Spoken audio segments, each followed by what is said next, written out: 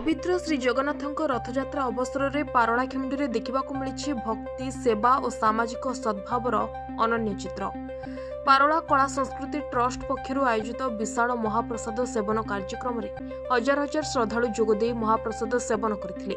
एही अवसर में पारଳାଖେମୁଣ୍ଡି विधायक रूपेश कुमार पाणिग्राही मुख्य अतिथि भाव जोगदे भक्त मानक सह महाप्रसाद सेवन करने सह ट्रस्टर सेवा भाव को प्रशंसा करथिले। हाईटेक ग्रुप अध्यक्ष डॉक्टर तिरुपति पाणिग्राही मध्य उपस्थित रही समस्तंकर मंगल कामना करथिले।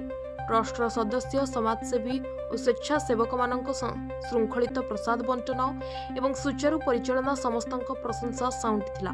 रथयात्रार पवित्र परिवेश आयोजित यह कार्यक्रम भक्ति सेवा और मानविकतार एक सुंदर वार्ता प्रदान करिछि।